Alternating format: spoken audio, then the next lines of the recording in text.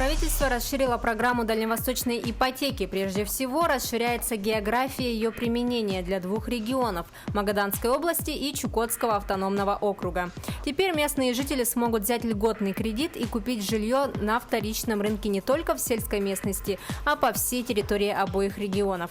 Также жители других регионов России смогут воспользоваться льготным кредитом под 2% годовых при переезде на Дальний Восток. Это касается участников региональных программ повышения мобильности трудовых ресурсов.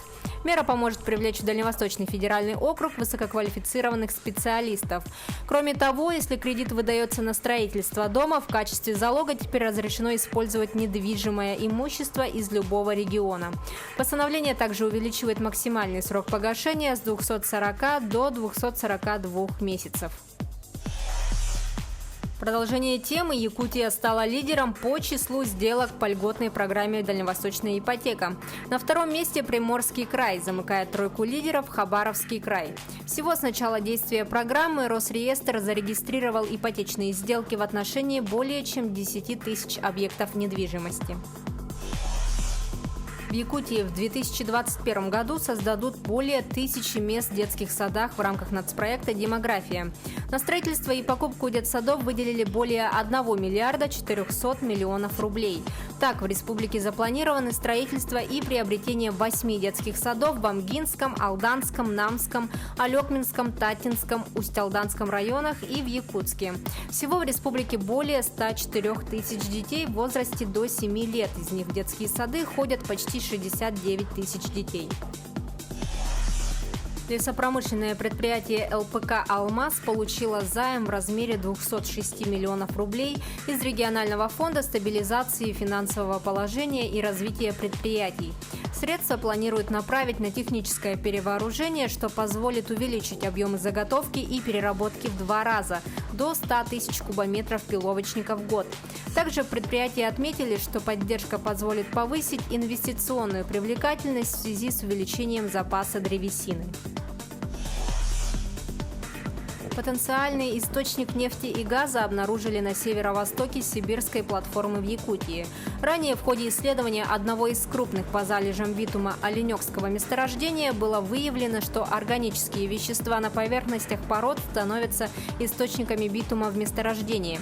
На этом основании сотрудники Института нефтегазовой геологии и геофизики имени Трофимука предположили, что на северо-востоке сибирской платформы могут быть также источники нефти. Уточняется, что залежи нефти или битума в перспективе можно обнаружить в осадочных бассейнах на арктической территории Восточной Сибири. Региональная лизинговая компания Республики Саха-Якутия предоставила господдержку для производителя труб «Пластпродукт» в размере 9 миллионов рублей на приобретение в лизинг оборудования для производства полимерных труб стоимостью 10 миллионов рублей. Программа «Устойчивое развитие» предусматривает гибкие условия для микро- и малых предприятий, в том числе для индивидуальных предпринимателей.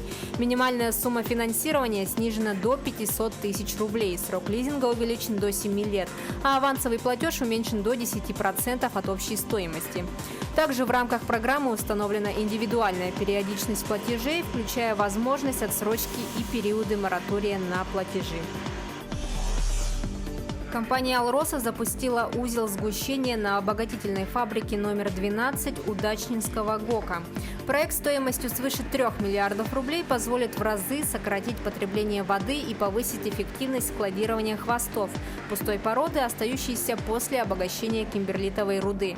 Реализация проекта позволяет изменить схему складирования хвостов и существенно продлить срок эксплуатации действующего хвостохранилища фабрики.